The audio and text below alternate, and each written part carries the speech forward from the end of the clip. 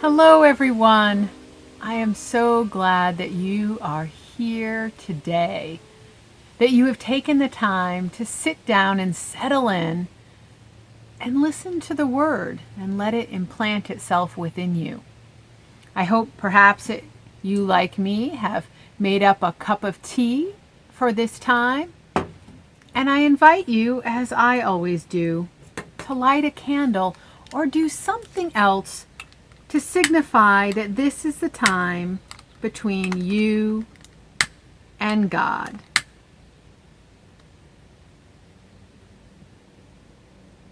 And so I light this candle not because it will draw God to me, but instead it will draw my attention toward God. Today we're going to again talk about a story that many overlook in our text. Specifically, this text is going to come from the beginning of Exodus, a very well-known book. And yet, this portion is easily forgettable and has some unlikely heroes that most people don't even know if I named them. But as we start, why don't we start in prayer? God of righteousness and justice, we see in this world the evils of injustice. We see people hurting and suffering while others gloat and relish their winnings. It seems to some that life is a game rather than a gift. First, forgive us when we fall into that trap. Second, encourage us to dissent from this mindset and to minister to those who are being affected. Remind us of our responsibility to care for our neighbor, both known and unknown. And help us to remember that when we take only what we need and share all that we have, the world is a better place. Amen.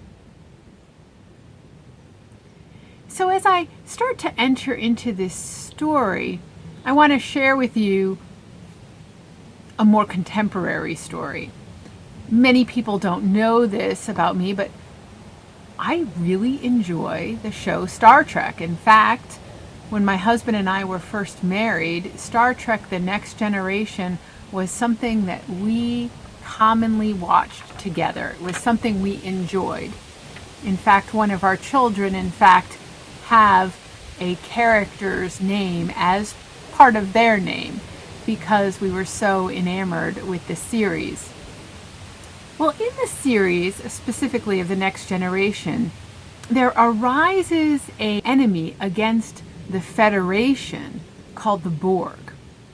The Borg, as far as I recall, here unto that point, were unknown. They came in a starship that was as foreign to us as possible. It was a cube. It broke every rule of travel that we envision. And the people on this ship called the Borg were cybernetically enhanced. And their goal was to continue to assimilate new people. When they came to a world, they came not to investigate it, not to make peace, not to trade with, but instead to assimilate, to overtake. People were not left behind. And so interestingly, as I recall, as they attempted to assimilate the Federation, one of their lines that they would often use is that resistance is futile. Resistance is futile. Now, if you know anything about Star Trek, that doesn't fly. resistance continues in multitude of ways. But what I found interesting, as my memory serves, is that the resistance that was most effective was in fact not warlike in the ways we think of it. It wasn't so much bombs or weapons of mass destruction. Instead, it was love. It was the understanding that individuals have value, and that while collectives are important, we also have to consider everyone's needs. You cannot be subsumed into the needs of the wider group without also considering the needs of every individual. And so there was a character who was a Borg that became a part of the Enterprise crew named Hugh. And as they came to love and know Hugh, Hugh came to know and love them and to get to know himself. And I don't remember the ending completely, and I know there were other parts of it with Locutus and Seven of Nine and so forth. But if I recall, there was a struggle as to whether to return Hugh to the collective. Would the collective absorb him, or would they absorb some of who he had become? Would they learn from the return of someone who was once a part of them? Could one pebble in a pond make a difference? And I think that is the thrust of our story today. That resistance isn't always what we think it is. And that sometimes little actions can make a big difference. And so this week we are going to read from Exodus 1, and we are going to read verses 8 through the end of the chapter. And so I invite you to open your ears and listen deeply with your heart for this alternative method of resistance from two women from ancient Egypt. Now a new king arose over Egypt, who did not know Joseph. He said to his people, "Look, the Israelite people are more numerous and more powerful than we.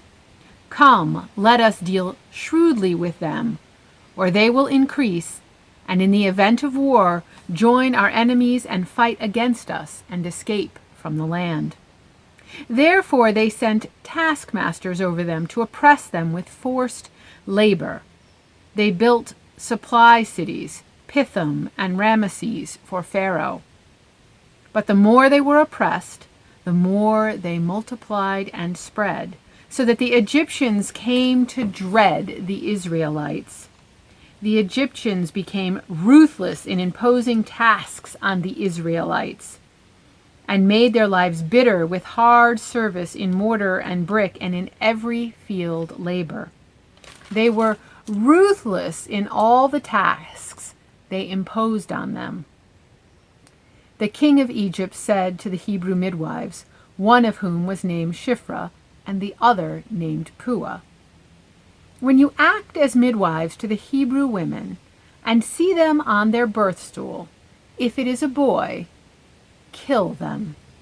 But if it is a girl, she shall live." But the midwives feared God, and they did not do as the king of Egypt commanded them, but they let the boys live.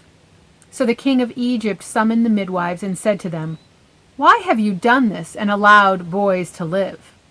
The midwives said to Pharaoh, "Because the Hebrew women are not like the Egyptian women, for they are vigorous, and give birth before the midwives come to them." So God dealt with the midwives, and the people multiplied and became very strong. And because the midwives feared God, he gave them families. And Pharaoh commanded all his people, "Every boy that is born to the Hebrews you shall throw in the Nile, but you shall let every girl live."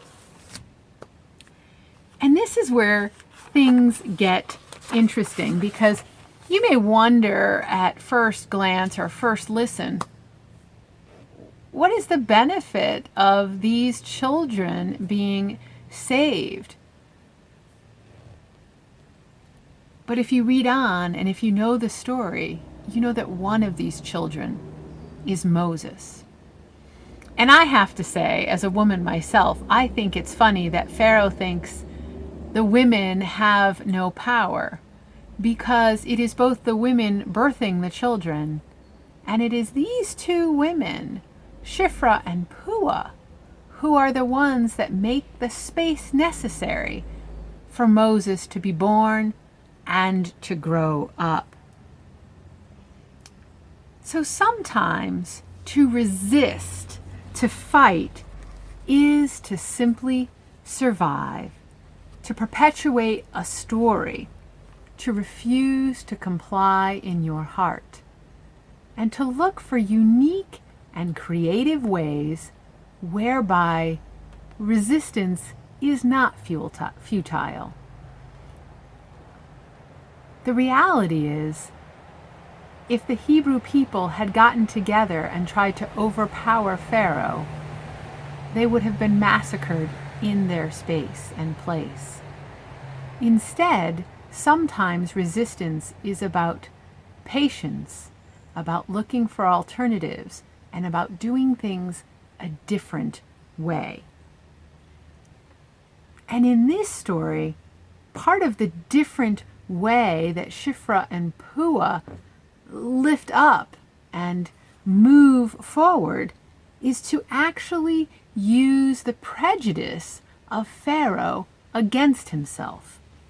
This comes from an idea that I read in the Christian Century magazine, which is an excellent progressive theology magazine if you would like to know more about the scriptures that we read and about theological thought in the mainline Christianity.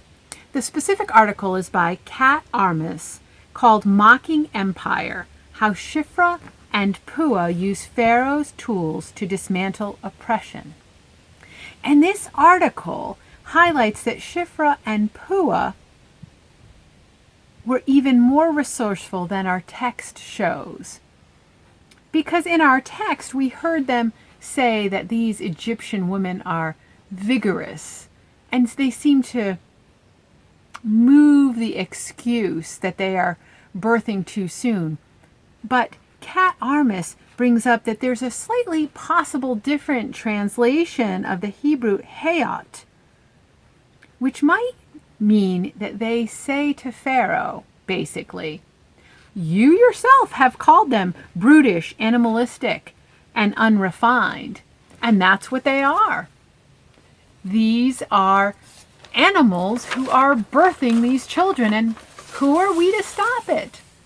So it's almost using Pharaoh's own words to explain why they can't stop the birth of these boys. Not that they believe that these women are brutish or animalistic, but that it explains it in Pharaoh's mind and therefore lets them continue in their work. And I think this story is also a wonderful example of the alternative ways that we might resist when resistance seems futile. Direct action may be possible, but that doesn't mean that other alternatives aren't possible. And in this case, sometimes what is the prejudice of the powerful may actually also be their undoing. So we need to look with a creative eye in all cases of injustice to figure out what is the best way to uncover it, to name it, and to resist against it. And those that have some power, like Shiphrah and Puah, need to use it for those that have no power in the situation. We need to dare to step in, to put ourselves in danger, to resist and to be a part of the resistance in a way that is not just tolerating the other, but in fact becoming their partner and uplifting and caring for them. While these days we may not have to pretend that women are giving birth sooner than we can arrive, there are plenty of areas where we need to speak out, speak up, and be willing to say no to people in power. Let us offer a prayer. Holy and liberative God, grant us courage to stand up for what is right and good. Give us eyes to see where justice is being trampled and liberty is being impinged. Spur us to take creative action that we might make space for your miraculous work. Amen. And that's my hope for you. That you will keep your eyes open and your heart open to see where injustice is in this world. And then that you might have the courage within to step in the way of that injustice, to use yourself, your mind, your creativity, your body, your influence to change the narrative, to alter the path, to make a new way where before there was none. May each of you be brave enough and daring enough, knowing that God is with you, to take these steps. Amen.